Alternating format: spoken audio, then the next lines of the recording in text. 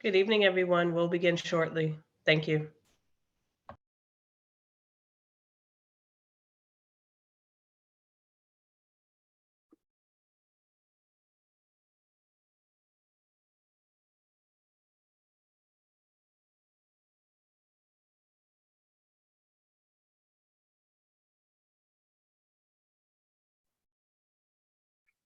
Hello, everyone. Good evening. Hey, Primo. Hey, Ethan. Good evening. Hey, how are you? Hey, Ronald. Yeah, sorry about last month. No worries. Glad you're here. Good to see you. I mean, I was driving. I didn't know how to. No, it's all good. It's all good. Glad to have you back with us. Glad to be back. Awesome. I'm glad you got safely where you were going and safely back to us. Yeah, I've never. I was trying something new, but it is what it is. Rashida, good to It's see not you. the time to try something, But Yeah, I wanted to be present, But it's okay. all good. But I'm glad to be here today. Yeah, we're here now. Rashida, good to see you as well. Colleen, welcome. And then Ethan, welcome as well. I recognize your name and your face, but I'd love to maybe just do a quick round of introductions. Sergeant Barada is here from the police department to give us an update, but just to make sure that we all know who everybody is in the space.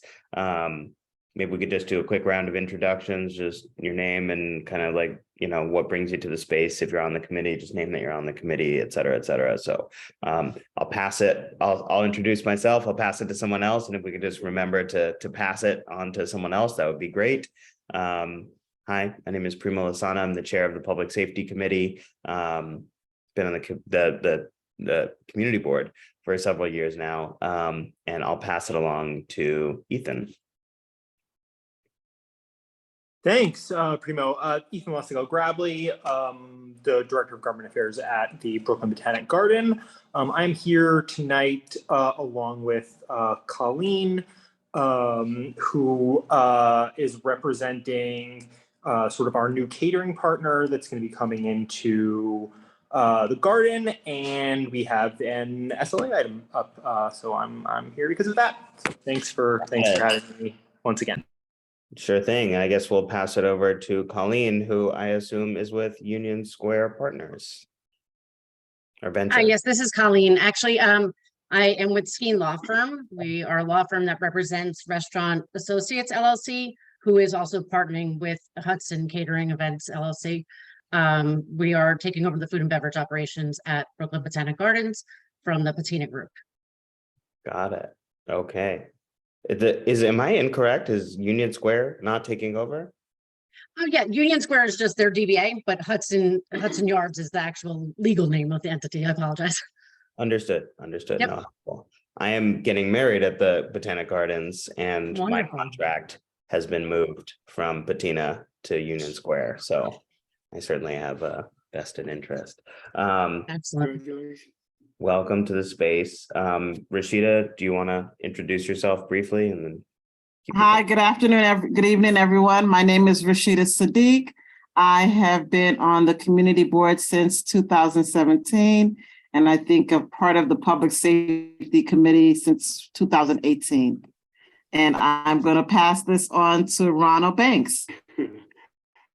Hello, my name is Ronald Banks, and I'm a community resident on Newburgh Street. I am a dispute resolution mediator by profession, and I'm new to the Public Safety Committee, and this is my way of serving the community. And I'll pass it on to Tessa. Yes, good evening, everyone. I'm Tessa Hackett Vera. I'm either the longest or the second longest serving member of Community Board 9. I think there might be one other person that's been on before me. This is my third go round on public safety, and I'm happy to be here. Awesome. Fantastic. Welcome, Tessa, a legend of the community board. Needs no introduction, but we're glad that you got introduced. And then I'll just pass it along to Felice and then Kyrie and Teresa to close us out. Hello, this is Felice Robertson. I've been on the community board for over 7 years. I am in the union chapter chair for DCAS and Oath. I also sit on the 71st Precinct Community Council. Hi, Beretta. So I pass it on to Khalif. Khalif? Or I think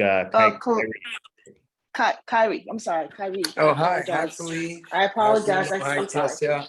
Hi, Rashida. Hi, everyone here. Mia. Hi, Mia. I didn't see you up there. Hi, everyone. I'm Kyrie Aline. I've been on the community board 9 for this will be my 2nd year. I also have the privilege to serve as the member at large for community board 9.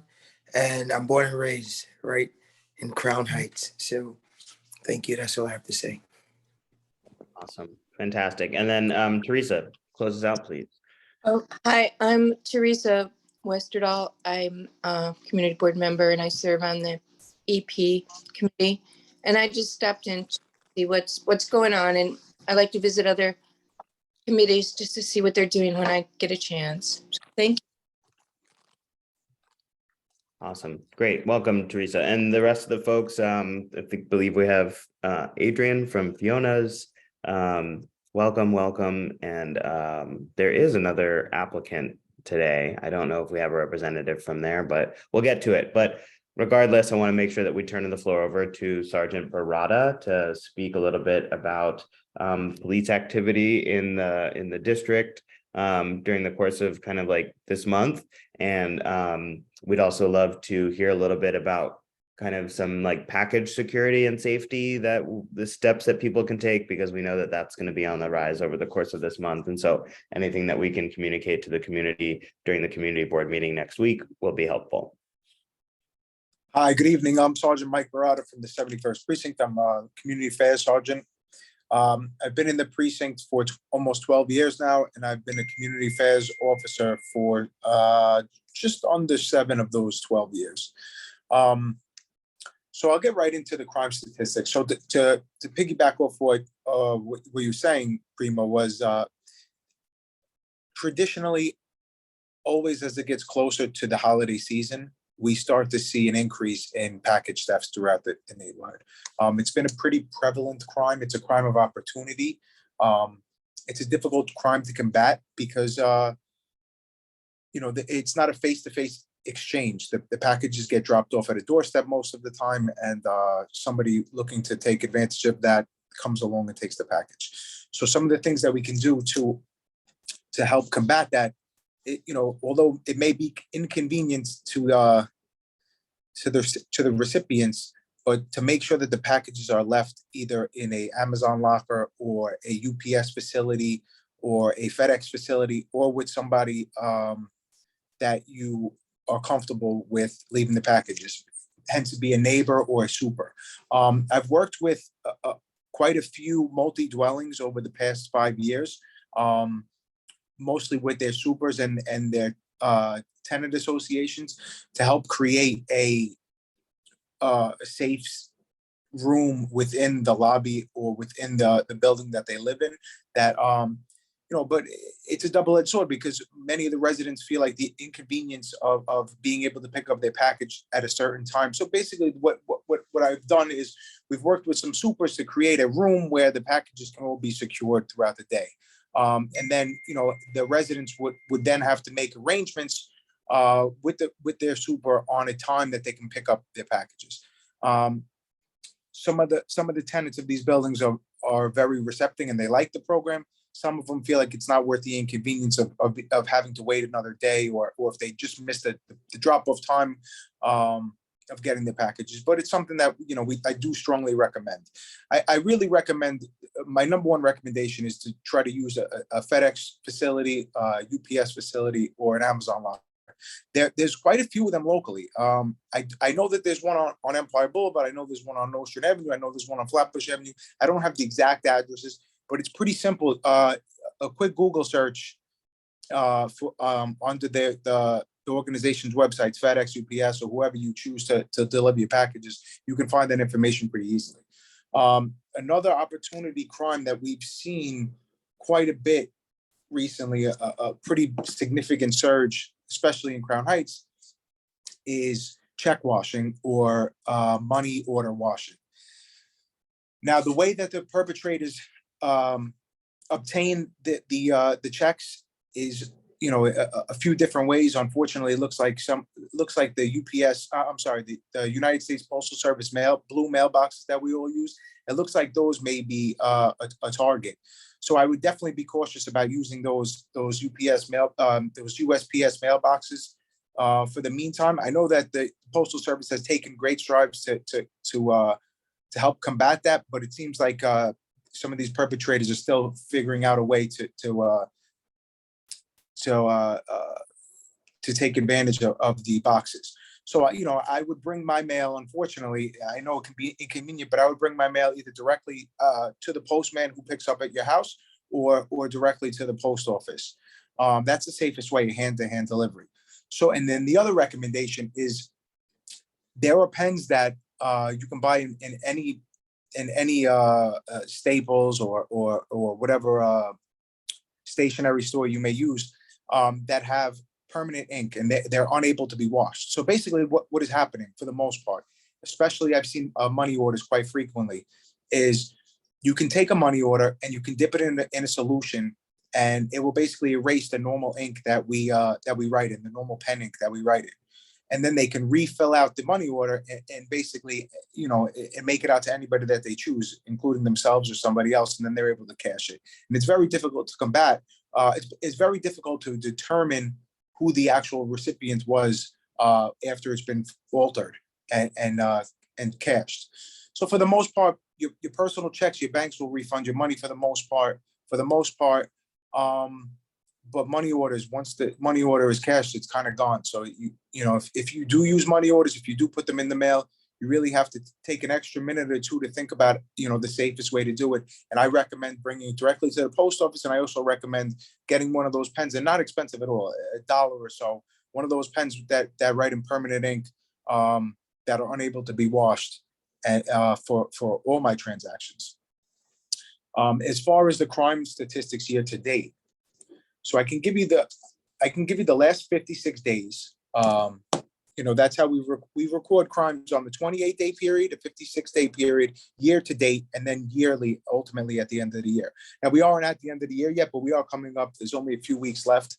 These numbers are as of December 4th. So, they're off a few. I don't have the up-to-date numbers. They're not recorded yet. They get recorded on a weekly basis. So this is as of December 4th, 2022. So I'll give you the year to date first, and then I'll go to the 56th day. So the year to date, I'm going to give you 2022 versus 2021.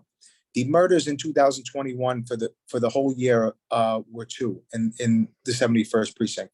This year we have 8, unfortunately. That's a 300% increase, a total increase of 6. The reported rapes in the confines of the 71st precinct last year for 2021 were 21. This year 11. So that's a 10%. That's a 47% decrease. 10 overall crime decrease. Robberies 106 last year, 146 this year.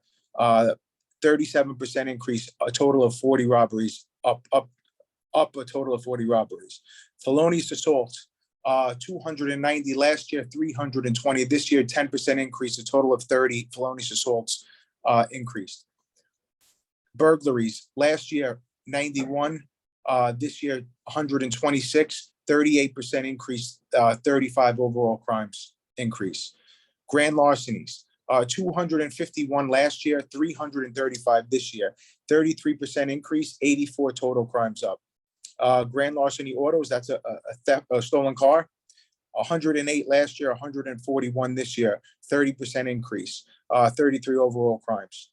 So to speak about the crimes, last year 2021 was the lowest number of index crimes. So those are index crimes. That's basically how we gauge the patterns and the success or the need to address certain situations based off those index crimes. There's obviously many, many more crime classifications, but these are really the most important and the most significant, and they comprise the biggest bulk of crimes that are affecting residents.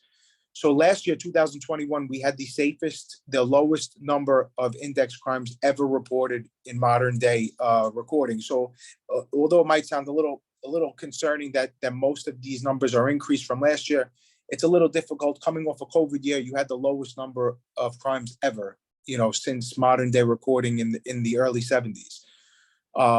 So to see a slight increase is not really that, it's not too alarming, but any increase in crime is alarming, but it's not super alarming.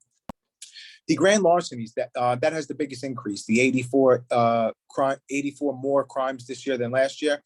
That is pretty much directly tied into a lot of these check washing schemes, and a lot of it is credit card fraud, unfortunately. So the way that the credit card fraud gets reported, it gets reported where you for the most part, it gets reported where you live. So you might use your credit card in Manhattan and it somehow gets compromised in Manhattan and the charges are made in Manhattan, but it still ultimately will get recorded where you live. So, a significant portion of those 335 grand larceny crimes most likely did not occur in the confines of the 7-1. Most likely it was some type of wire fraud, some type of credit card fraud. And the burglaries, that's a significant increase as well, 38%, 35 additional burglaries than last year. Now, 126 is still if you look at the historical numbers for the 71st precinct, it's still a very, very, very low number. I believe in 1998, you can't hold me to this, but I would have to fact check it, but I believe in 1998, there was almost 1,000 burglaries. And I think in 2005, we had upwards of 800 burglaries. So it's been on a downward slope since the late 80s, early 90s. But those numbers were once thousands in our lifetime. And, down to 126 is still a very, very significant decrease overall throughout the historical downtrend. But burglaries, unfortunately, quite a few of these burglaries happen from fire escapes this year. People leave their windows unlocked or open. They go out for the day or the weekend and they leave the window not only unlocked, which is I also advise against, but actually open. Again, that's kind of an opportunity crime. I mean, there's quite a few professional burglars in New York City, throughout the whole city. But when a window is left open, it's almost it's very appealing to somebody who might be looking to take advantage of that opportunity. So if you do leave your house, even if it's just for an hour or so, I strongly suggest that you close your windows and lock them. And I know that some of these windows are older and the locking mechanisms might not be working efficiently, but a piece of wood or a 2x4 or a stick up in the top of the sash window will prevent it from opening up. Definitely something I recommend against. Plus, also technology's come so far. I know money is always an issue at home, but some of these Ring cameras, or not that I specifically recommend Ring, but some of these electronics have come such a long way that some of these cameras are maybe $100 to $200. You can leave one outside your house and also inside your house. So when you're not home, it might pick up any motion. If you have a pet, your pet might trigger it off. But if you don't and you live alone, to have one of these motion detecting cameras or sensors in your house would be a big advantage. You'll know somebody's in your living room when they're not supposed to be, and it can alert you right to your phone. As far as shooting incidents, that's another category that we record. It doesn't get recorded on the index crimes, but it's also a significant crime that we're concerned with. The shooting incidents year to date. So incidents are where a shooting occurred. Shooting victims are the people that were recipients of bullets. So the shooting incidents for last year, 2021, were 24. This year, so far, year to date, we're at 20. So that's a decrease of 4 total shooting incidents, 16% decrease. So that's definitely something that we're happy with. And shooting victims, last year, there was 27 shooting victims year to date, and there's 23 so far this year to date. Almost a 15% decrease, and 4 less people were shot in the confines of the 71st precinct year to date than last year's year to date. I don't want to bore you with numbers, but I can go through the 56-day really quick just to see if there's any trends that have spiked. And can you just, Dan, Thank you so much. These numbers are incredibly helpful and learned so much just in the last 10 minutes. 56 day, can you just tell us what that means? So it's the previous 56 days from today, from So December. it's like the most recent 2 months. Right, the most recent 2 months, correct. Yeah. I kind of just want to pick off any increases. Robberies are pretty much almost exactly the same, 18 versus 19. Rapes are down 0 versus 4, 0 meaning this 56 day versus 4 last year. Felonious assaults are very close, 51 versus 57. Burglaries are right on par, 21 versus 21. Grand larcenies are up 16, so 70 year to date, last year 54 year to date. That's a increase of 16 crimes, almost a 30% increase. So that's some of that check washing and credit card fraud that I was talking about. And grand larceny autos. Oh, another thing I wanted to touch on, grand larceny autos. So it's not so easy to steal a car nowadays. It's not like the old days, you know, when I was growing up, you could probably start almost any car with a screwdriver. You can get into any car with a screwdriver and probably start almost any car with a screwdriver. It's quite a bit more difficult to start a car now. But why are we seeing an increase 28 versus 14 last year? So 28 year, 56 day this year versus 14 last year. That's a 100% increase, almost double the amount. Why are we seeing that increase? It's really because these key fobs, people, and they're in a rush, they get forgetful, they have to park 3 blocks away from their home before they go home, and they leave the key fob in the car. And we see that over and over and over and over again. And also, people just, you know, the winter months are coming, people don't really want to get into a cold car. They leave the car running with the key fob in it, even if they're running into the corner store. They live here their whole life. This is my neighborhood. I feel very comfortable. Let me run into this corner store that I go to every day. They come out and the car's gone. So I can't stress it enough how important it is to make sure that you have your key fob with you. You take it out of the car, you lock your doors, and you don't leave your vehicle running, even if it's just for a few moments that you're not watching it, because there are people out there looking to take advantage of that.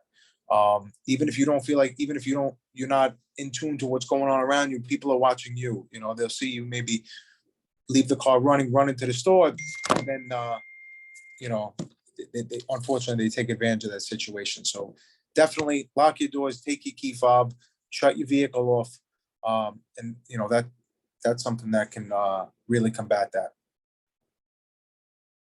Thank you so much for such a comprehensive report of crime in the district. Really helpful for us, and we'll take some of this information, distill it, and bring it back to the larger community board and to the community to share out this month.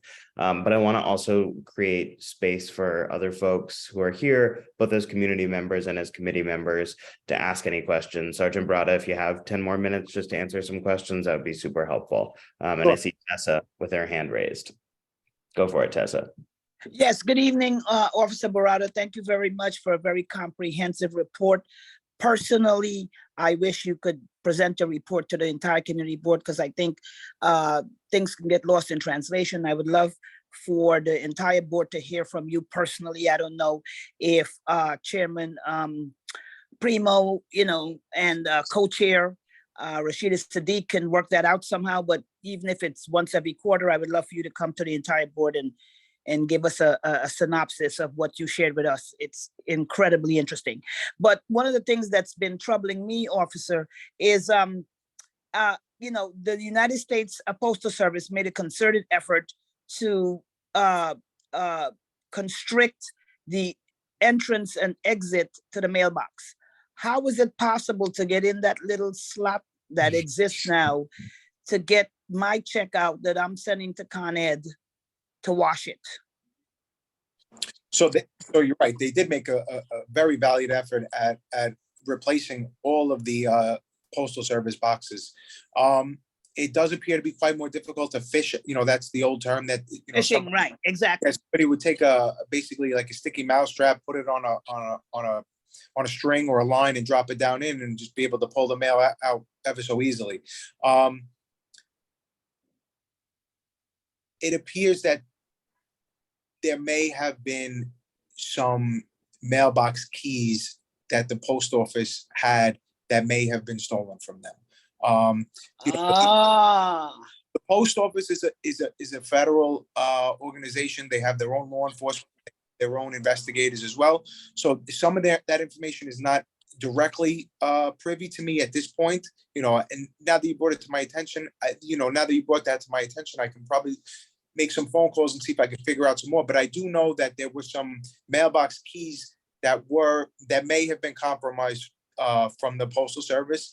And I do believe that some copies were made, and I think that's probably how most of those mailboxes are being taken advantage of. So I know the post office does know about it, and I know that they are pretty much replacing a lot of the locking mechanisms on most of the mailboxes. But I do believe that that's how. Also, I had to actually earlier today, I was in the precinct, and a woman came in, and she unfortunately she was a victim of her money order being washed, and somebody else cashed it using a different name. And when she was telling me the story, she told me that the mailbox was full and that she stuck the mail in, and that it kind of popped half back out. And then she decided, she was there already, so she just stuffed it back in. I also feel like I feel like, as inconvenient as it may have been, I think at that point she probably had some suspicion that mailbox may have been compromised, and she probably shouldn't have mailed it in that mailbox. So if you put that mail in and you don't hear it hit the bottom, or you don't feel like it went right down, there might be some type of contraption that was inserted inside the top slot of that mailbox. So that's also something I'm gonna follow up with the postal inspectors on to see if I can get some more information directly regarding Crown Heights as far as any type of mischief to these mailboxes. Yes, because also it's practically impossible to conduct any fishing now. You can barely get your letter in there. You can't get an oversized letter in, like the big 8.5 by 10 envelopes can't fit in there. So, so it has to be the key situation, because you cannot get anything back out of there. Not the current slot that they have on there now. Thank you. You're welcome. Anybody else have any questions? Last questions going once, going twice. Great question, Tessa. Thank you for that. And very interesting answer. All right. Well, Sergeant Barada, really appreciate you being here, and we hope to see you again in the future. And Tessa, to your point, that is heard and agreed. I'll reach out to Fred and see if we can maybe make something happen quarterly. Absolutely. Yeah, I kind of forgot to answer that part of the question. So yes, I'm definitely willing and able to attend. Quarterly is more difficult for me to get to every month. It can be a little bit. Sometimes sometimes I have to cancel last minute. I hate doing that, but things come up, and unfortunately I'll be all ready to go 6:30, and then something happens, and unfortunately I won't be able to make the 7 o'clock. But I think quarterly is something that we can definitely definitely get done, and through Fred and Dante and Mia and whoever. So they all have my contact information, so invite me and I'll do my best to make it there. Yeah, because I know for those who make an extra effort to go to the precinct council meeting, they hear this, these statistics there.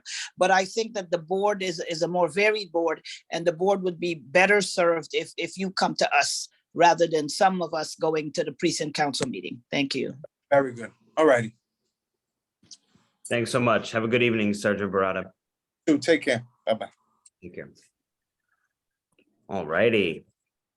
Great report. Love that we're having the police precinct come to these meetings and share out just really valuable information. I think that there are some pieces of this that we can take, like the major statistics, but most importantly, I think the suggestions that are being made around how to protect your home from theft, how to protect your car from theft, and how to protect your packages, right? Like, if we can bring anything back to the committee this month, next week, back to the larger community board, those would be the pieces that I would highlight. I took some notes on those pieces. Was there anything else that stood out to this group as being something that would be especially salient for other folks in the community to hear at the community board meeting? I think just also maybe mention about the money order thing that especially now that people are maybe putting in Christmas cards and sending checks or money orders as gifts. So maybe even say something like about that, as even what he suggested, getting one of those pens that don't erase if they're planning on sending out gifts and cards and things like that as well. It's a great point, Rashida. Absolutely, Rashida. Matter of fact, I'm about to run out and get me a pen that, has permanent ink on it, because, I'm old school. I don't pay my bills online. So I definitely don't need nobody taking my check that Con Ed should be receiving, or National Grid, for real. Yeah, that piqued my interest too. Okay, cool. Any other thoughts or reflection? Oh, Nicholas, you have your hand raised. Please go for it. Forgive me if I turn my camera, I'm going to eat a little bit. Go ahead. Okay, that's all right. Thank you. I was a little bit late in joining in, and I know this is something I always been asking for, so we get the quarterly report. That's fine. The only question I have, since I was late, did he give a report for each sector of the precinct? Or then when I go and look at it on YouTube, I could see what was the statistic for each different sector of that the 71st precinct cover. No, he didn't do for each sector. He just did an overall, the year to date, and then the 56-day period. Okay. Entire. Mhm. Yeah, because that's something of interest, because certain part of the community but has more criminal activity than the others. So we could get a sense of what's happening. Maybe when he does a presentation during the whole to the whole body, if would bring some specific what area that are having a lot more problem and whatsoever, instead of just the overall precinct confines. So that's the only question that I have. Mhm. It's a great point, Nicholas. And maybe we can ask for that to be covered during our next committee meeting as well. Okay.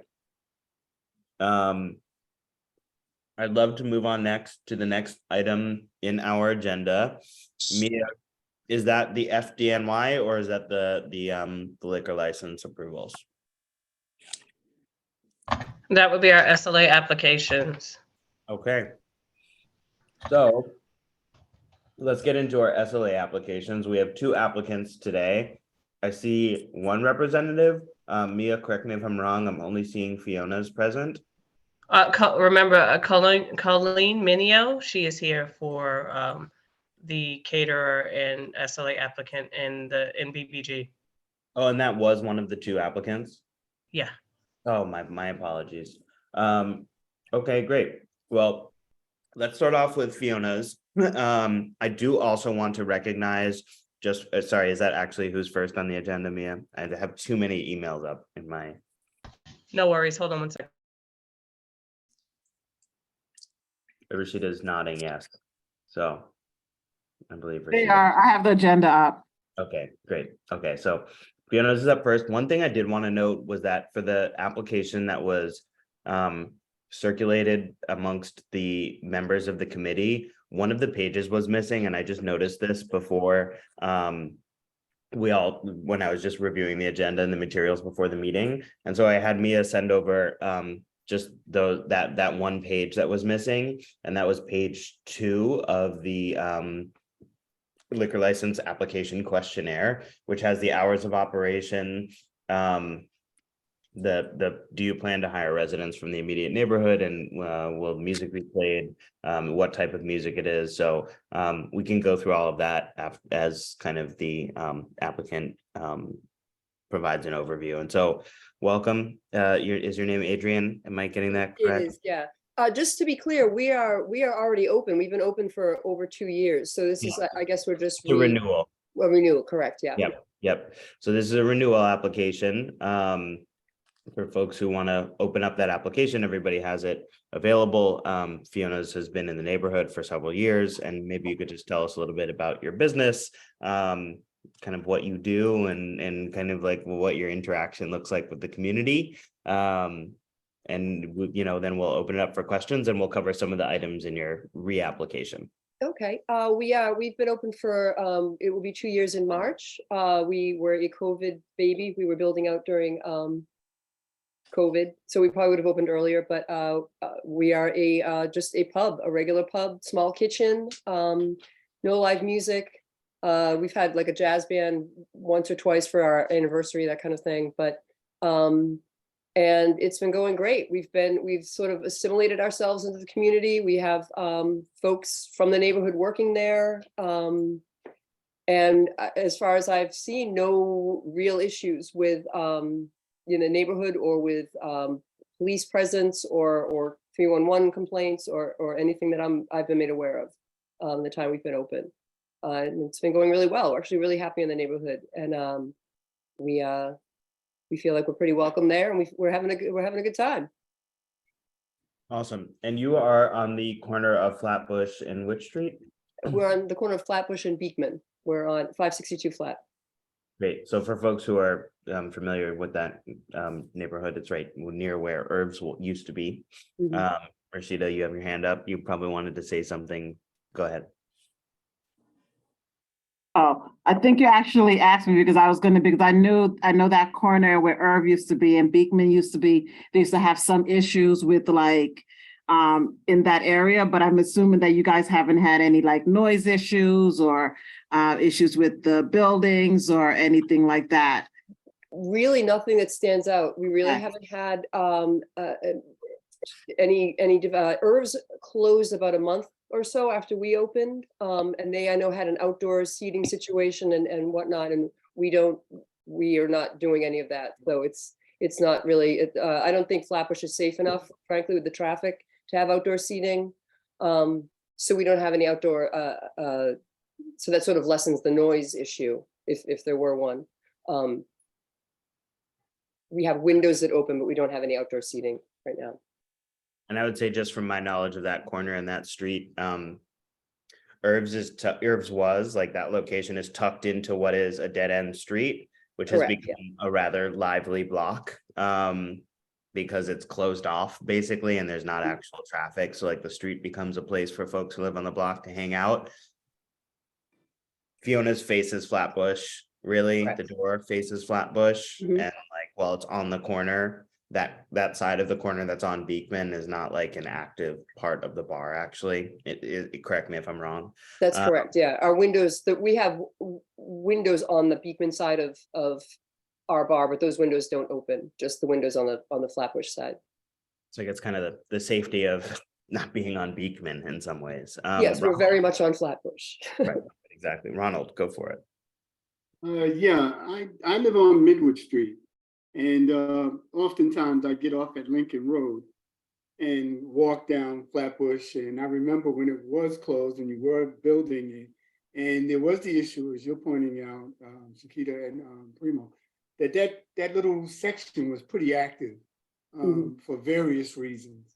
So I was concerned when you opened up whether or not you would inherit some of the stuff that used to go on there. But I see that you seem to assimilate it very well, and I haven't personally heard any problems related to Fiona. As a matter of fact, I don't drink, but I was wondering if it was a restaurant and whether or not you sold food.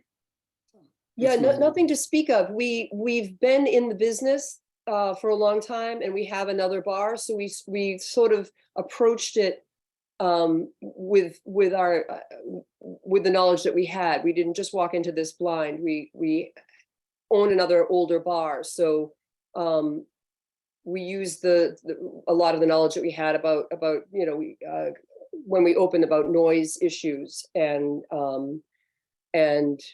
outdoor, having an outdoor seating, whether or not it's worth it or not. And really the Flatbush having outdoor seating was really more a safety issue as far as traffic, because it's on a curve. You come around that curve, and we didn't think it would be safe. But we've taken the time, I think, especially myself, because I'm there all the time, to get to know the people on Beekman. We've become friendly with a lot of them. Some folks in the neighborhood don't drink, whatever, but we at least have a familiarity, a wave hello, see them at the laundromat, see them at Lincoln Market, whatever. So there's a familiarity with all of us, amongst all of us now, that we worked pretty hard to cultivate, and people seem pretty receptive to that. We didn't just come in and plant a flag and open. We part of it was because of COVID too, because we were building out for so long, what would ended up being longer than we had anticipated. That we got to know the neighbors because everyone was bored and stuck at home. So it was, in a way, it worked in our favor because we got to know a lot of the people that live around there, and other businesses too. That we're friendly with the people at Midwood Flats, other small businesses around there. So it's in a kind of backwards way. The COVID worked in our favor because we got to meet a lot of the neighbors. So, but yeah, we haven't really had any serious problems with noise or crime or that I'm aware of anyway. Yeah, and just to double down on that, Mia, we've done a scan of complaints to FDNY and to NYPD, and there are none for. That is correct. We reached out to Officer Connors and Charles in Community Affairs, and they brought back nothing. So good Great. to go. Tessa, I couldn't tell if you wanted to say something or if you were just off mute. No, if they've been there for a while, they've made some investment, they've done some outreach, they came in with experience, there hasn't been any issues, nothing to report from the 71st precinct, and they're applying for renewal. I don't think there's any cause for concern. Great, Tessa. I would agree. And just some points of clarity, just so everybody has all the information. Fiona's does serve food, kind of to Ronald's question. They have some sandwiches. They sent over a menu, so you have that in your inbox, and some cheese plates and meat plates, those sorts of things. And then I did want to provide those hours of operation, and I don't have the email up in front of me, but I think I remember the hours, so correct me if I'm wrong, but Monday through Thursday, you're like open until 2 a.m. and then Friday and Saturday, you're open until 4 a.m. and Sunday, you're open until 1 a.m. No, to clarify, we have a 4 a.m. license, but we are open till 2 a.m. every night, including Friday and Saturday, 2 p.m. to 2 a.m., including Friday and Saturday. But we do have a 4 a.m. license, but we decided that 2 a.m. is sufficient for. That's helpful to know. That's helpful to know. Does anybody have any questions?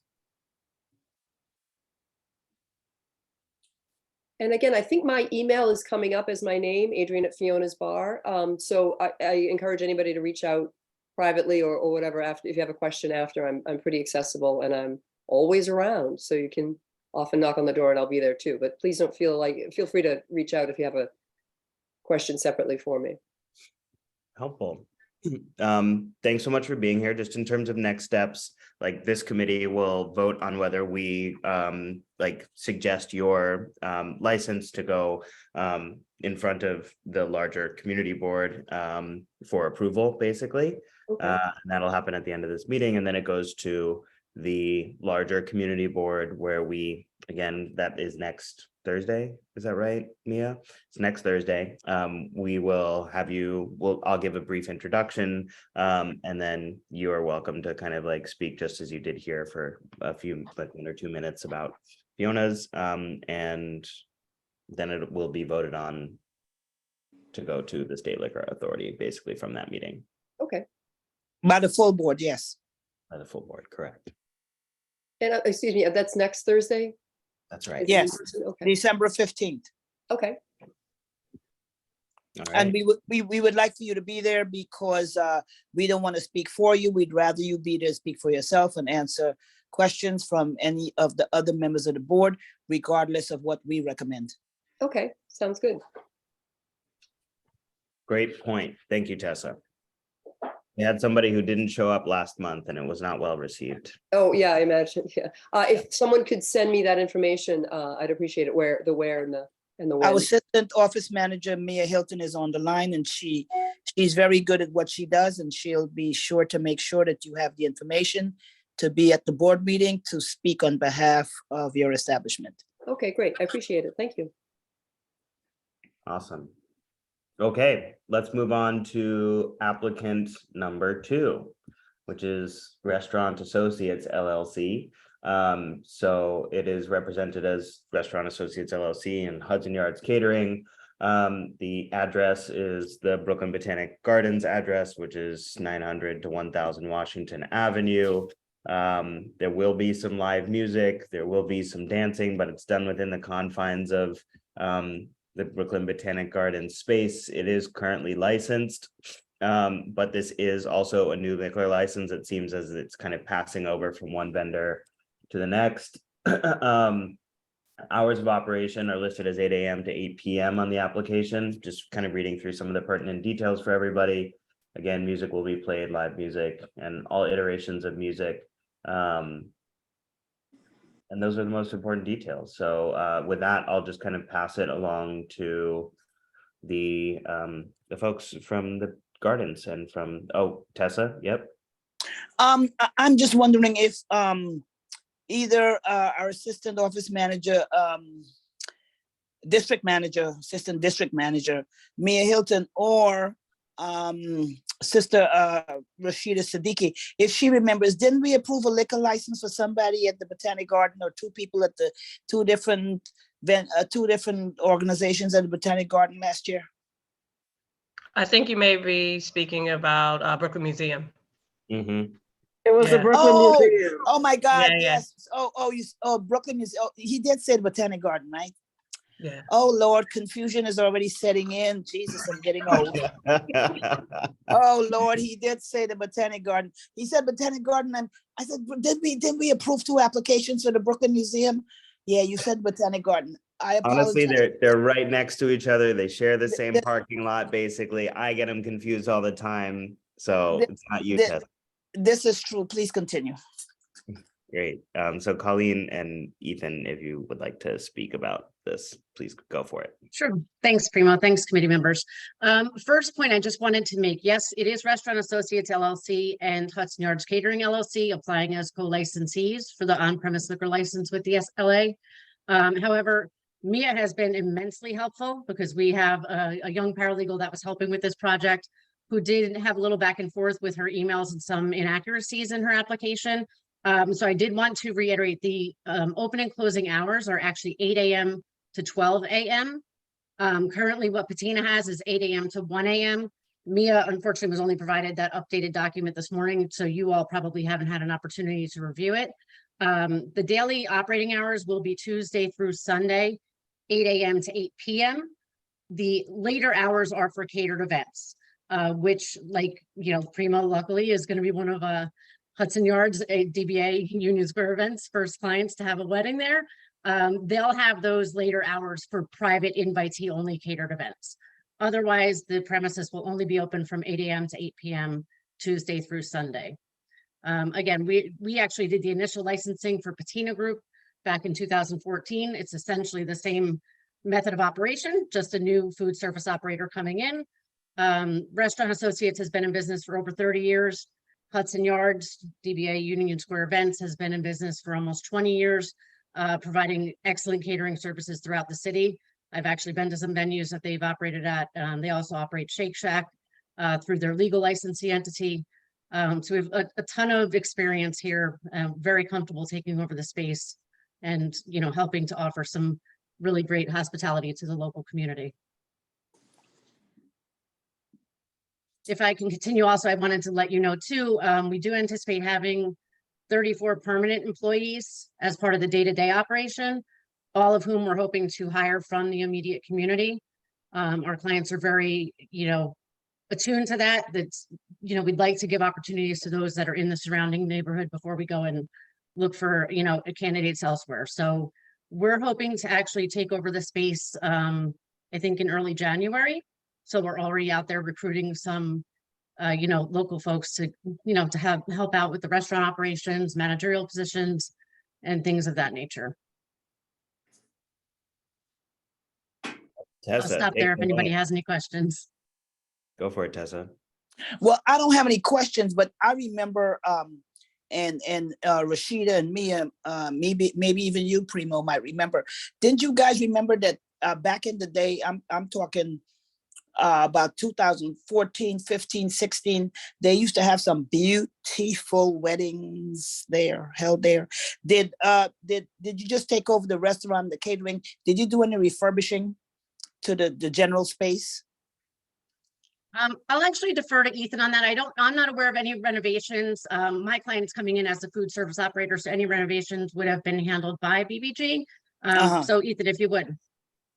Yeah, that's a good question. I do think that the Palm House since 2015 has had some work done to it to spruce it up a little bit. We haven't done sort of like that building's been there for that was originally before we built the conservatories that we have in the 80s. That space was the conservatory. So it's been there for a very, very long time. But it has been spruced up a little bit since 2014. I think it's a fabulous space. Correct me if I'm wrong, but that atrium that you built kind of to the right of when you enter is also new and is also a space that you use for events? Correct. Yeah, the atrium is inside of our Steinberg Visitor Center. I'm forgetting exactly what year that was built, but that was part of our sort of garden-wide construction and renovation project that we did over the last 10 or 15 years. So that's pretty new as well. Yeah, there have been some fabulous events and wedding receptions held there back in the mid 2000s. It's a beautiful space, and if it's been spruced up, even better. And if you're coming in with good food, Ethan, that's the question. In with good food, that's what we're gonna find out. Tessa, I'll then, have to invite you to my wedding, and you'll have to compare notes between. This is true, and then you could win us over, Ethan, if you're coming in with some good food. I'm gonna take that back. Yeah. Feed the community board, or you just have to feed the public safety committee. And Kyrie, I see that you have your hand raised. Please hop in here. Yes. Firstly, good night, Colleen and Ethan. How are you? So my question goes back to the employment. So you mentioned you intend to have 34 staff members there. And I just wanted to know, is there something in place that will guarantee, let's say like 50%, which would make 17 workers or from the community, or 20%, or is there a number or ballpark of how many local or neighborhood persons will have dibs on jobs working there at the Botanic Gardens? Yeah, that's a great question. To be honest, I spoke with our client that's running the project this morning, and all of the candidates that they're looking for, they want to source directly from that community. So I'm not sure if they've sent out, flyers or anything like that, or job postings, but their intention is to have every one of those permanent employees be members of the local community. Certainly there are other venues throughout the city, in all 5 boroughs where, our client does hire individuals from outside of the community. But in this particular instance, because they know how important this location is to the community, they absolutely want to have all of their community, all of their employees, permanent employees from their local community. I'll add too, for the catered events with Union Square Events, obviously that's a big catering company who will come in for specific events, and they'll have their own employees, which is part of the reason why we are doing the co-licensing. In certain events, when we have weddings or big functions, they may have upwards of 50 or 70 other employees who are definitely sourced from outside of this community, because they travel to different locations throughout the spaces that Union Square Events operates. Okay, thank you for that. So I guess my only follow-up to, of course, the one is amazing. And thank you all for considering persons of the community, because it's literally across the street from my house. I've grown up attending the Botanic Gardens every Saturday, working there. I know some friends who actually do work there from our community, but I do know of so many persons who from our community in the past have tried to apply for certain jobs, and it's like new people are moved into the community for these jobs, and then that's how they become a part of our community. So I wanted to know, is there going to be anything in writing or some type of promise or just something that not only for the initial hiring process, because 34 jobs, that's a lot of work. And I, again, this is my community along with others. I would love to know if there could be some commitment or if we could at least start a conversation or something to just guarantee members of our community will be able and eligible for those jobs, or at least a certain amount of slots. Thank you. No, I absolutely understand that. And That's is an it excellent. permanent? Yep, it's an excellent point. I can't speak to obviously something in writing now because I would have to go back to my client, but I'm sure Of they would be course. more than amenable to, you know, making sure that the candidates within your community are given first dibs on a job, because that's what Yes. their intention is. So I totally understand that. I'll convey your thoughts and sentiments exactly the way that you sent them to us. Thank you so much. Thanks for Absolutely. that, Carrie. And what I'll just add one point briefly, and Tessa, I see your hand raised, or Teresa, I'm sorry. Which is that they like the only piece that we have in writing, Kyrie, is kind of like a checked box on the application that says this applicant intends to hire from the community, which is also something that we can hold for accountability for when a reapplication occurs in 2 years.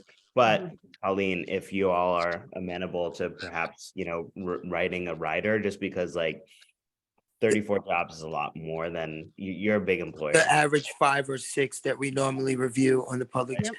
Safety Committee. And again, my apologies. I understand what's listed on our application, but this is definitely something that very dear to me. And again, it's right across the street from my house. I've grown up there, and I had to ask this question. I would love, since your clients already wants to make that commitment, if we can have something in writing in the future. So thank you. Absolutely. Thanks, Kyrie. Great point. Teresa, go for it. Yeah, hi. I'm wondering about the current staff. I know the current staff that the restaurant changed considerably in the past few years, and I believe they're union at the BBG. And I'm wondering if they're looking to replace the people that have worked there for so long. Let me just ask Ethan, do you have any insight as to how that's actually transitioning? If not, I can speak to some of the points I am aware of. Yeah, so I'm not fully read in on how Patina has been handling that with their employees. But I guess the one thing I'll just sort of add, just to make sure that sort of everyone is clear, just because there are a lot of different sort of employers involved here. So there are, you know, sort of like folks that BBG employs, and we do have union employees, but they're not involved in sort of this catering thing. And then there would be sort of like, you know, our old caterers employees, and now, you know, we have these new partners who are going to bring in their employees. So just to kind of keep all of those different things straight. Is anybody going to lose the job over there? Like, is this looking to replace people? Because I know some people have been there for a very, very long time. I've been a member there for almost 20 years. And I've seen the same people. And when the new catering group came in, especially for the cafe that, you know, it used to be downstairs and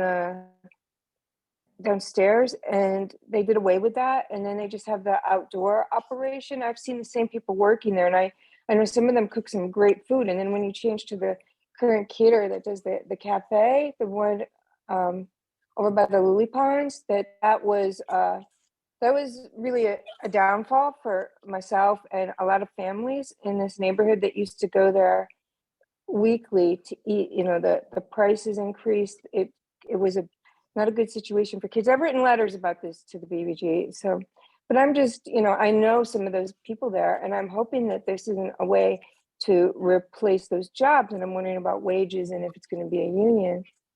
So, yes, thank you for. All right, thanks for your comments, Teresa.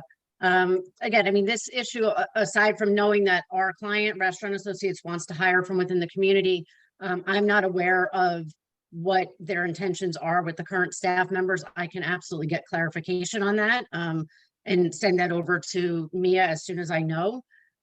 Certainly, you know, they are looking to keep the community members that are employed. That's their, you know, one of their main concerns right now is that they do hire from the local community. So knowing that we had previously represented Patina, I know oftentimes when, you know, these kind of transfers between food service operators happen so regularly, I mean, unless someone like yourself or even myself, because I'm a homebody and I go to the same places, unless you actually learn, grow a rapport with a lot of restaurant, employees and waitresses and cooks, oftentimes you don't even realize the change took place because it literally happens overnight sometimes. But Patina has always been good about creating other jobs for their employees when they move somewhere else. I mean, we have this kind of turnover in the food and hospitality industry all the time, but I absolutely understand your concerns. I will reach back out to our client tonight, just to see if I can get, and if it's the answer that none of us want to hear, at least it is the answer, the honest answer. But I'll absolutely find out what the plan is, if they're intending on offering employment positions to any of Patina's, current employees, or if those employees might be going elsewhere to operate at other venues within the city. Thanks so much, Colleen. I would like to ask a question, please. I couldn't find my hand. Go ahead, yeah, go ahead, please. Okay, so I really appreciate these questions that are being answered from the members of the safety committee. I am union, so why we ask these questions is because we like to know that the employees are protected and being unionized, they would get the medical and dental coverage and whatever else that's offered with the union. Because to know that this is on a continuous basis and this is their means of living, that would be a great thing. That's why that question is being asked, because we would like to keep our jobs and have other benefits that goes with it. Heard and understood. Thank you. Okay, thank you. All right, great. Thank you to everyone for asking such great probing questions and keeping the community at the center of our thoughts as we operate through this process. And so last thing we'll do is just kind of quickly run through this fire safety event, unless there are other questions. Tessa, I see you. Yep. Okay. All right. Go for it, Tessa. So here's the thing, Prima. I think Brother Aline made a good point about the rider to the application. And I think we should seriously look at that with significant input from Sister Rashida Sadiq, who's an attorney by profession. And I think we should look at having something there that's more than a check box mark, and get some more clarity and some more a more significant sustainable handle on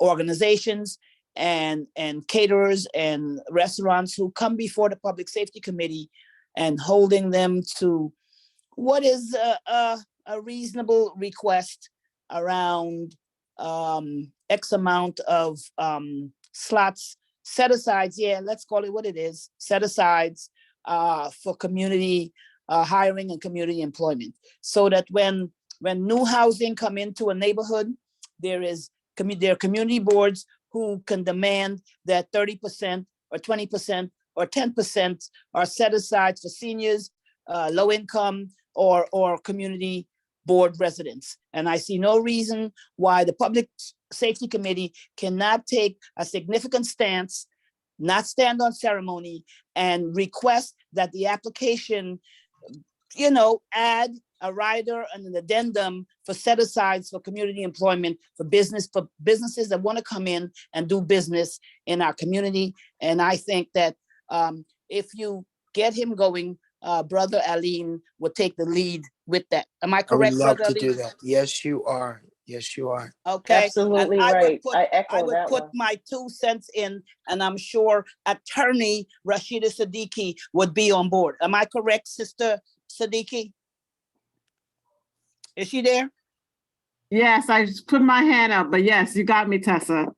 All right. So I think rather than talk, rather than nicety, rather than, it was just a good idea, I need to see it happen. And I need to see it happen in the next 6 months or sooner. Oh, I think Beautiful. made the request and Colleen said that they would go to their employer. And so I'm actually No, hoping. no, that- no, no, no. I don't want to hear. I don't want to hold this particular entity's feet to too much fire. I think we should. Well, I do, and that's We why I should. suggested it. This Yeah, is so- an employer that's employing 34 people in the community, so. Yeah. All right then. All right then. So let's slay the dragon. Let's start with them. Damn it. Let's do it. Colleen, do you think it's feasible to get something in writing before we go to the larger community board next week? Yeah, no, I will get on this tonight. I will have to speak to some of the principals tomorrow. But you know, I appreciate what Tessa said. I mean, this isn't a smoke and mirrors thing. Our client actually does want to hire from within the community. So I'm sure that that's, something that we can accommodate. 100%. So, okay. Provided that the community members are interested in the employment, of course, because we can't guarantee that anybody's going to want to accept employment or even apply for employment, but we'll absolutely work with the client. We got 200,000. We got 200,000 people in Crown Heights. It'll happen.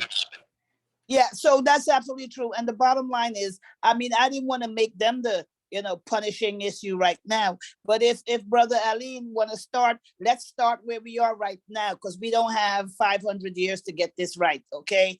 So let's start with it. Let's do it, and let's get together and get the rider. Brother Primo, I'm gonna hold you personally responsible for getting the new rider on the application, because it's that kind of party right now.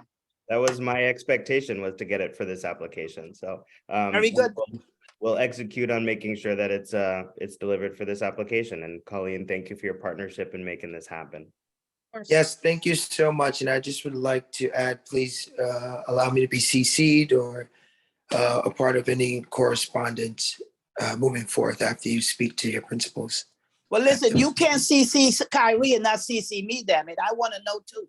How about this? I think that Colleen's been in contact with Mia, and so maybe just if she can send the materials to Mia, and then Mia can send them to the entire committee, so that we all. Correct. That's right. That sound good? Okay. Perfect. That works. Okay. Thank you so much. Thank you. Yeah, that works. I knew that would make you happy, Brother Lee. Great. Does that Tessa? Are we bases covered? Are we ready to move on to the next thing? Or listen, I'm hungry. Okay, my food's on the stove waiting for me to eat. So you need to get this moving. All right, I may not come to that wedding and bring you a gift. Damn it. I appreciate it, Tessa. Cool. All right. So we've heard from both applicants. We have some good next steps before we bring this to the larger community board. And Mia, would you recommend, and Rashida and Tessa, would you recommend that we vote now on the two applicants and then move on with the rest of our business? Yeah, we always do. Yeah. because- I think yes, let's we do. vote. That is Great. the process. All right. So then with regard to Fiona's, I do not believe that there are any amendments that we need to the application. This is a renewal. Correct me if I'm wrong, but we can just put a motion on the floor to provide a letter of support to Fiona's for a renewal of their liquor license. I second the motion. Tessa Hackett Vera, Public Safety Committee member. I think you have to put the motion on the floor first, Tessa. Right. And before the motion goes, may I say something? Yes. Yeah. My apologies. I wanted to say something, but I couldn't find the email with the application. However, when Primo was just listing the operating hours, Monday to, it was, I think, Tuesday to Thursday until 2 a.m. and then another point at 4 a.m.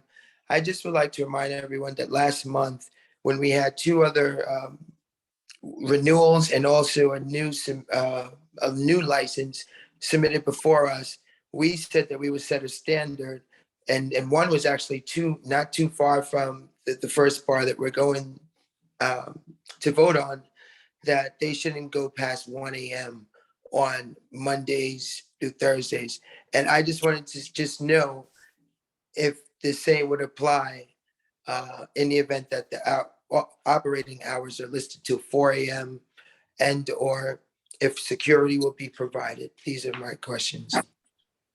And my apologies. I know we went through that, but then we No, had the it's cool. next. It's cool.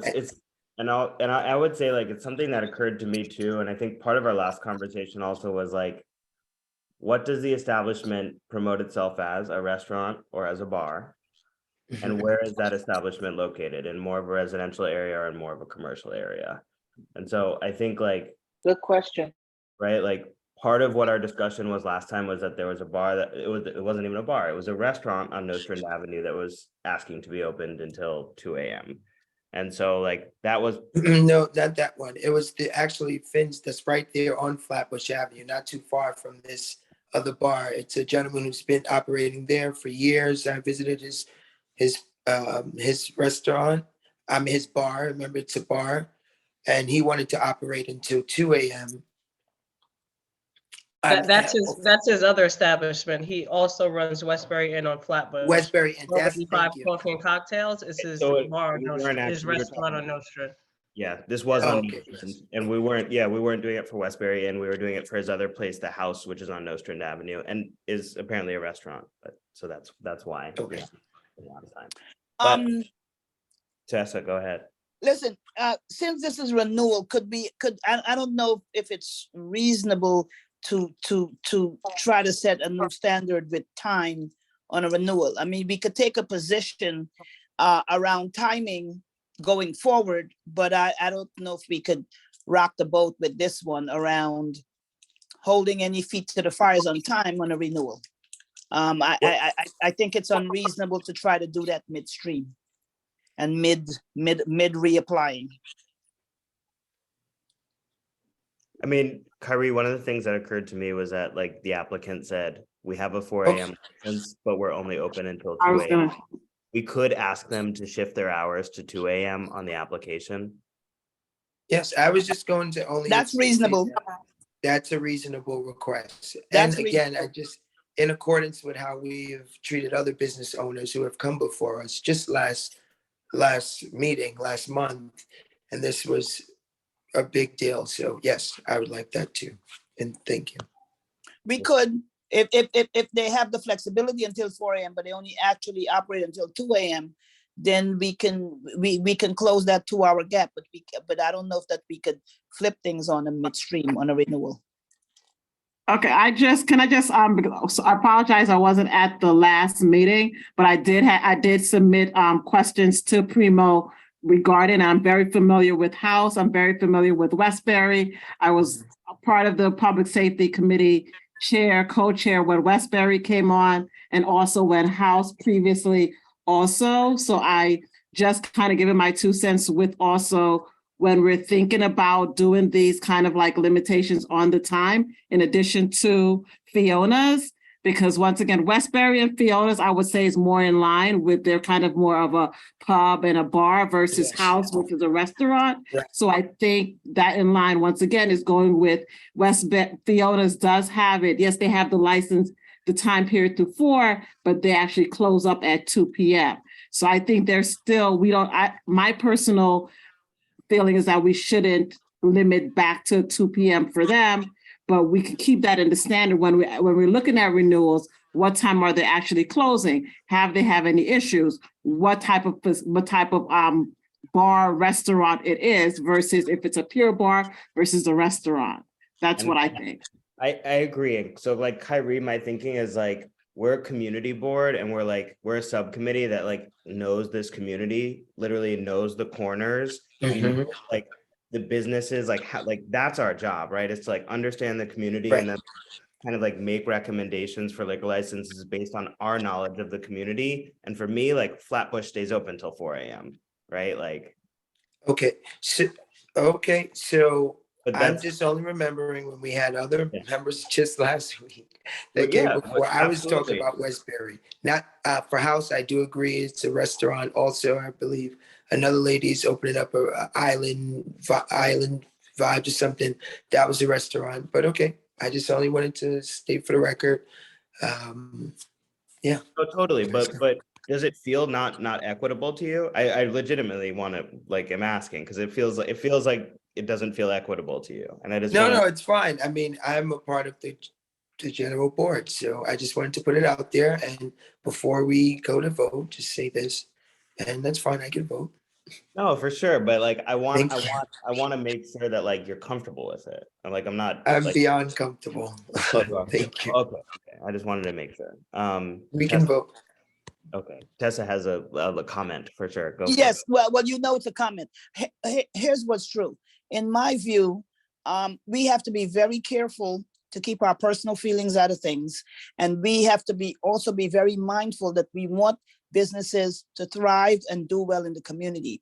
So I think we have to walk a very fine line as to how restrictive we think we want to be. We want to do things for the well-being and the growth and the health and strength of the community, but we need to keep our personal feelings out of things. And we also we want our small businesses to flourish. So we have to do a very fine balancing act. And I agree with Sister Rashida Siddiqui. Anything that's already in place, I don't think we should actively work on walking back. We can look, taken on a case-by-case basis going forward, but we want our small businesses to flourish, and we have to keep our personal feelings out of things. That's all I want to say. Okay, so initially when I made the statement about the timing, again, I would like to add, I was asking because I haven't been able to view the application. I don't know, I don't see that. However, I was asking of security. So on the days where we will go to 4 a.m., I'm thinking in the interest of the community, will there be security? Did they list that on the application for the days that it will extend to those hours? And especially if music is going to be there, also with the combination of liquor, and I'm very familiar with that space. So if it's not going to have any of that stuff, then it could be a moot point. Fiona's doesn't, sorry. Yeah, And my Fiona's thought is too. no music. I thought. Oh, okay, perfect. Yeah, they have no live. And my thought is, so my thought was that we would have consistency with everyone when it's dealing with music, in the time, because people work or people have children or people may be sick or, and that may become a problem, because it was a problem with one of the people that were having their businesses or their establishment where they were there until 2 and a complaint was filed. So, we have to be, considerate of that too. So I thought that, in having these agreements and these businesses, that it would be consistent to be in the same, let's say, compound of what we're doing. You can't do one and don't do for the other, because he did ask for 2 in that last meeting, 2:00 p.m., opposed to the other one at 1. So how are we doing this? Based on what? Based on music? Just like Kyrie said, I mean, what are we doing this based upon? There's no feelings involved, but only to consider the people, that the environment that they're in. Right? Yeah, I mean, I would say that the answer is complex. We do it based on a number of different factors. Do you have live music? Do you not have live music? Do you offer food? Yes, right. That's the answer. What corner are you on, right? Like case by case. You have liquor, right? And if you have liquor, is it just beer and wine? Right. You have to be careful, because Yes. people get irate after having so many drinks. It's not safe. It's totally true, right?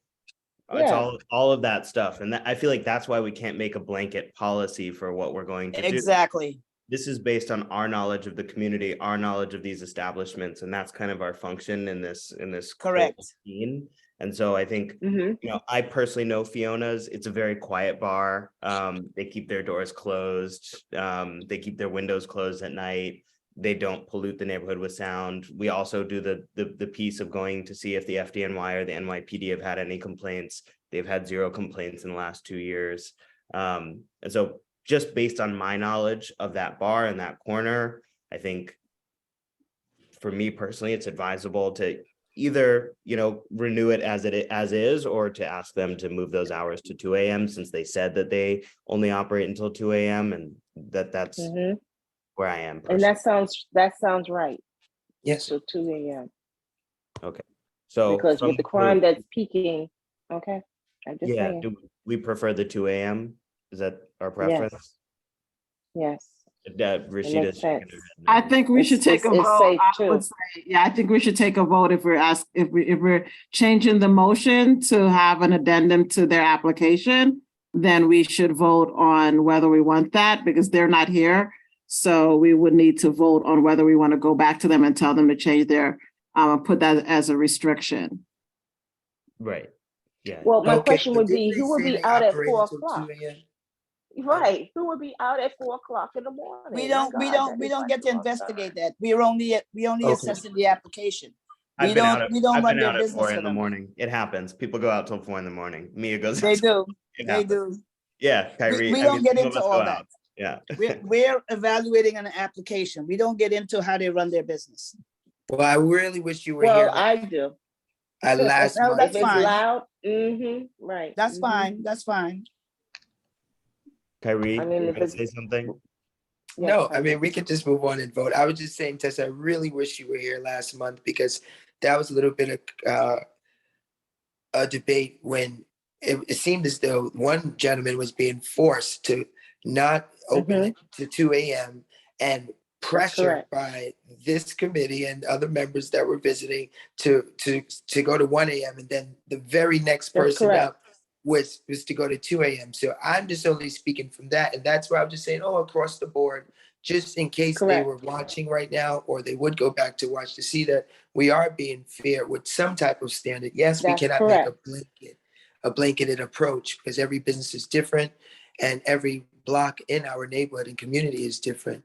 However, That's correct. there needs to be some type of uniformity across the board when it comes to small businesses and liquor licenses. That's why I was just pairing up the 4 a.m. time frame with security. Because yes, I do like to stay out late at times too. But if it's a lot of people And out, so do I, exactly. and or if people are leaving a bar at 4 a.m. after consuming a lot of liquor, we're from Brooklyn. Somebody might go to the mom and pop store. It's 24 hours. They need to know that they're safe to go to the store really quickly to get a sandwich or something. And this is also Brother concerns of Aline, the I'm not debating, I wasn't here, so but I'm hearing what you're saying. All I'm saying on this renewal application, I think Sister Rashida is right. If you're suggesting that we now tell them, when we didn't, when they were presenting, that we would like for them to amend their application to go from 4 to 2 a.m., then we need to take a vote on it because we should have raised it when she was presenting. Yeah, and that's fine. And we can bring it up after the fact too. That's okay. And we can send it over. Bring them back. And make it as a suggestion. That's okay. We can have that conversation with the applicant via email and see if they're comfortable with it. absolutely. That's okay. We can do that. I would also say, for context, to Kyrie's point, the last applicant who we asked to shorten their hours, it was because they said that they didn't stay open until 2 a.m. anyway. They said that they only stayed open until 1 a.m. So we asked them to amend their hours based on what they had told us their hours of actual operation were. And so this similar is scenario here is what you're saying? Because Yes, it's scenario, it's applicable bar in is this telling same us- too. It's the I don't know same why he scenario. fought it so hard, but when he told us that those were his hours of operation, but I think we can do the same thing for this applicant, considering that's what we did last time, right? So if people come in and they tell That's us correct. the COVID reality is different, people aren't staying out as late, we're not staying open until 4 a.m., we might as well ask them to amend their application to reflect the hours that they shared with us. Correct. Is that everyone comfortable with that, Tessa? I am. Well, I said, let's vote on it, Okay, let's vote on it then. Because we didn't raise it when she was here, so let's vote Okay, on it. so then, Rashida, you are our process protector. So tell me if this is the correct way to go. Can we say that we would, should we be asking the applicant to amend their hours, or can we say that we would recommend this to go in front of the full committee should they amend their hours to 2 a.m.? Okay, so the motion on the floor is going to be that we will do the recommendation if they amend their hours to 2 a.m. That's what we're voting on. Or are we voting that we are going to so that's the motion, that first part that we're. That's what I'm asking, is like, we could just put the motion with that kind of amendment, I think you guys can make the motion to recommend that the board provides a letter of support as long as the applicant revamps the yes, application to write their hours of operation as it operates, not as it's licensed, because they're licensed. Correct. Correct. Oh, yeah, we're messing with the license. It's Yeah, not because even- now Right, you're asking them to they are change licensed. They're actually demonstrating, the responsible thing, even though they can stay open later, they are closing at Yeah, 10 a.m. so we're asking them to licensed change their for it. license that they've Right. already, yeah, so that's different That than the they're already operation approved for, hours. that's different. That's right. They're not, Okay. they're not a newbie, they're not a first timer. That's what So I'm how saying, about, we shouldn't really touch it. so after we make this approval, they still have to go before the board, right? And she said that she would be right there. So we can suggest that we just make the motion to approve it, to go before the general board, where I'm sure someone can raise or will raise a question before voting anyway. So, That Yeah. feels like a soft way of doing the same thing, right? Like, Yep. yeah, so let's just I'm go. with with you, the ask Kareem. the business to make a commitment to the community in the meeting, right? Yes. Right. Yes, I'm with you. Okay, if we're comfortable with that, then why don't we vote to, move this forward as a renewal? Yes. And then we'll ask that line of questioning during the meeting and make sure to have a public commitment. agree. at 2 a.m. Everybody comfortable with that? Yes. Yeah, Yes. yeah, that's fair, because we didn't raise That's this when she fair. was here. Okay, And they were already Mhm. licensed for 4 a.m., so we can't flip that in midstream. okay. I love this group. Thank you for working through this with us. So I make a motion to, I'm like losing my words. I make a motion to provide a letter of support to the, from the General Community Board for Fiona's to have a renewal of their liquor license. I second I that. second the motion. See? I see you, Kareem. Right. Kareem. Great. And now we vote. Yes. Okay, so Yeah. all those do we do it just an all vote, all those in favor? Is that the easiest way to do this? Yeah. All I, those- You could poll us if you want. There's only 5 of us. Well, All just those do in favor? all those in favor. Aye. Aye. Aye. All those opposed? Seeing none? Unanimous. Okay, great. Okay, Thank great. you. All right, on to the second application, which is for the Brooklyn Botanic Gardens. And so for this one, it's a little bit more complicated, but it seems like we want to have a rider, some sort of writing, a Yes. commitment to hire from the community. And so like, it's kind of broad because we don't know what their commitment is going to be yet. We don't know what percent it's going to be, but we can say like a satisfactory commitment or use some kind of like attached word where like the community board has to agree to kind of like the commitment that they are making.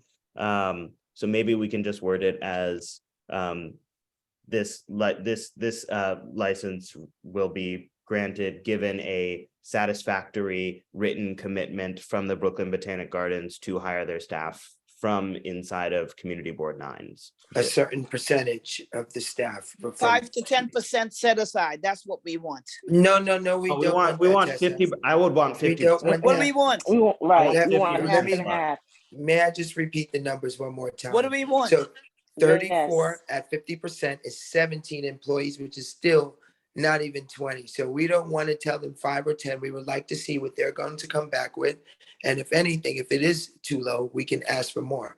And Or, that's why I wanted to use the language of a satisfactory. yes, I love the That we have satisfactory. room Right. Yes. for, I love you it. don't need to put a percentage on it now, because you never know, they may come back and say Mhm. 100%, right? Yes, And so, like, exactly. if we say Right. 50% now, we could be short selling ourselves, so like, Yes. let's just use the Yes. language of satisfactory, and then I think as a committee, we can We'll agree decide, whether yes. it's satisfactory to us or But not. just know my thoughts from now is it's got to be at least 17 and 50%. Come I on. agree. I think it's 34 members. 50% minimum. I think they can pull that off. And, They said yes, most. and I'm, in the and I'm in meeting. support of my Brooklyn Botanical Garden, so I believe they would They would concede. definitely do that. Yeah, Yeah. I think they would. I think they can make that commitment. See, Um, here's the thing. Here's the thing, Chairman Primo and Brother Aline and Brother Rob and Sister Robinson. I'm a lot more concerned about who's getting laid off than I am about them hiring 17 to 20 people. Me too. To be honest, Okay, I like, just want y'all to know that up front. to be honest, Okay. I think that Because that person that brought that up, that community person, she was right on. Those people that she's talking about that's been there for I see 500 that. years are Mhm. probably on their way to unemployment. Okay, Well, now I'm Okay. not saying these new people are responsible, but when new owners come in, you know, everybody on this committee's grown. You know, when new people come in, they keep the 5 or 6 hard workers based on what's in your And they bring in their evaluation, own. and they bring in their own people, or they That's bring in why new they people. must write this commitment 50% and more. so here's, yes, I agree. New I people. also, So as quiet as it's kept, those long-term people that she said she been smiling with every Saturday or Sunday for the last 10 years are on their way to unemployment. That's what's really happening here. it's unfortunately not something that we can control for, right? Sure. Like, I know. Patina I know. I just Patina have is to- the restaurant group, right? And like they're leaving and what they do for their employees, But we it's can't. up to them, you know, Patina. I We're agree. not making an agreement here with Patina. We're making an agreement here with the new vendor, so we can have some control over that. What I will say though about like our concern about this is Patina is a massive restaurant group in New York, and they're in lots of different places. They employ hundreds, if not thousands of people. Thousands. I was gonna If say they want thousands. to keep their people, they can find places for them. It just won't be at the Brooklyn Botanic Gardens, right? Probably. And like, but we can make something work for the folks at Union In Square. our community. Yeah, in our So community. here's the thing, Brother Primo, there's probably not gonna be any stew chicken at your wedding reception. Yeah, Just there- because I'm, There just wasn't gonna open be any- my there eyes. wasn't Know gonna be that any right now. stewed chicken You under not get Patina no either. yellow rice and no stew chicken, okay? I Just- love all of the commentary, but just an FYI, it's 8:32. Okay. Yes, I was gonna say All right, that. Yeah. Rashida. Okay, you're right. We're having too much She's fun. right, she's right. Okay. It is true. We're having a lot of fun here. I'm really enjoying all But of this this. is good. I like this meeting. But All right, let's move on to a vote, and can we use the language of a satisfactory representation of employment or something? So I would like to propose a motion that we provide a letter of support to Restaurant Associates LLC and Hudson Yards Catering, granted that they provide a letter in writing making a commitment to a satisfactory commitment to hire from within the boundaries of Community Board 9 for their business. yes, I agree. I second that motion. Mhm. Great. Okay. All Oh, those we in need a favor? second, right? Yeah. Mhm. Awesome. Yeah. Great. So all those in favor say aye. I, Aye. All those opposed say nay. Unanimous. Fantastic. Thank you. All right. On to the last piece, and I'm gonna get you out of here, Rashida, and I'm gonna get to my dinner, which has been sitting in front of me. I've been slowly picking at. But that is just to let everybody know that we have found a date for our FDNY event. The FDNY has signed on. We are going to host it at Tivoli Towers, which we all know is a massive housing block in the area. And Tivoli has also had some issues with fires in the past. We want to make sure that we kind of are doing this in a place where we can have a large audience. And I think that Tivoli is probably one of the best places for us to get a large audience in the local community, other than Jackie Robinson. And so let me pull it up, but the event is going to happen in early January. We wanted to make sure that we gave ourselves enough runway to kind of like get it out there into the world and get prepared. Correct me if I'm wrong, Mia, it's like January 6th on a Saturday. That first Saturday of January, I believe that may be the, hold on, 7th. 7th, yeah, Wait. 11 a.m. And I think part of what we want to do is just make sure that we're promoting this event as a committee well. So like maybe promote this within your own neighborhood and promote this within your own building, so that we can make sure that we really have a good audience available. And then I think as members of the committee, we should also make a commitment to being present. I think that would be really helpful. So I myself certainly will make a commitment to this. Mia, if I could ask something just administratively, could you put this on the calendar for us? Send me a calendar appointment, you know? Sure thing. Thank Yeah, you, Mia. I'll send it to the whole committee. Awesome, awesome. And then if we could Yeah. just maybe just get a flyer going, is that something the Yeah. community office could do, or is that something you would want us Yeah, to? yeah, definitely. We'll get the flyer up, get the calendar invite, and start circulating it on Constant Contact, and then you guys can circulate it within your own network as well. Awesome. Is it Three Kings Day? I don't know. Oh, yikes. I don't know. It is. It is. Seventh day, yes. It'll only be 2 hours. Okay. Kyrie, why you gotta get 17 jobs? Why you so greedy? You don't even know 17 people in the community board can cook. We're asking for it, Kyrie. Don't worry, we're asking for it. We're gonna get it. Oh, Too. I was just writing but meanwhile, who can cook is me on my own, and I know every restaurant, every baddest chef in out CB9. Are you Yeah, kidding but me? you know what? But it ain't gonna be cooks. We need the maintenance people to be from the community. I know We them need- too. Yeah. Yeah, we need We're the gonna get maintenance you. We're gonna get you those job posting links, Kyrie, and you're gonna send them. No, they all know us all. They know us all. Everybody, they know us all. We need to get some of our people coming home from prison. We need to get them employed. Okay, Yes, they they can can mop get a the job. floor and clean the toilet. All right. Okay. So I gotta say, all right, I want to be respectful of time. I think we've covered a lot of really great stuff today. We started off with the NYPD. Fantastic to hear from Barada. We reviewed these 2 applications. We had a really robust conversation. We moved them forward. We are asking things of people who are coming into our community, which I think is the right thing for this committee to be doing. And we have an FDNY event that's coming up. So just ask that folks put some energy into the FDNY event. I know it's the same day as Three Kings Day, but it's just a 2-hour-long event, and it'll be held in the early afternoon.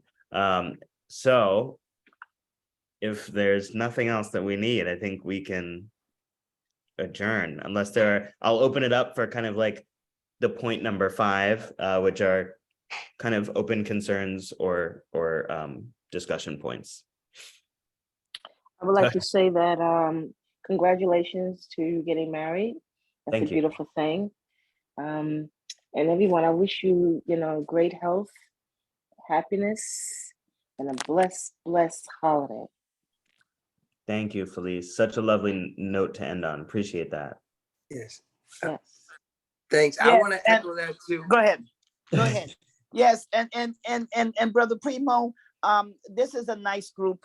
I didn't know how it was gonna be with you chairing public safety, because the rabbi and I had it going on. Brother Aline could tell you. You had I it going dragged- on. You still do. But The rabbi and I had it going on, and then Tessa, I you dragged. never seen me chair a committee? Yes, I did. I did. It's I know going you work down. hard. No, I didn't have any problems with you working hard. But the rabbi and I had it going on, and then I dragged Sister Siddiqui in because she had done it for 500 years before now. So she might as well get in on the action and we benefit from all She that goes to legal the knowledge you got. Faces Committee, so I gotta recruit the best and the brightest too, This is true, but this is a nice group. Except that we gotta watch Kyrie and Felice because they're about troublemaking and troubleshooting. I'm gonna have to keep my I feet on can't their laugh neck. to this. This is not true. You must, you know Wait what? a minute, I aren't think you we're my just. union sister? I think there was, I feel like there was a I motion am your to union adjourn. sister, B. Anything you need, call That's me at right. DC 37. I work there. That's David. right. You need to call me. You need to get my cell phone number. 'cause Have I'm you guys, important. but there I'm is just a saying, my motion to answer to the adjourn. streets. I heard a motion to adjourn is what I heard. Yes, Adjourn. love you guys. Have happy holidays. Love you, Enjoy. bye. Bye, y'all. Happy Yes, holidays, Have a great everyone. holiday, Sister everyone. Siddiqui Take is you. such a care. Good killjoy. night. Congratulations. Such a killjoy. I'm hungry. Such a Bye, killjoy. everyone. Mine, but Yes, Tessa. Bye. Hi, I love you Nicholas. guys. Hi, Have guys. a wonderful holiday, Welcome, everyone. Take I didn't know care. you was right there.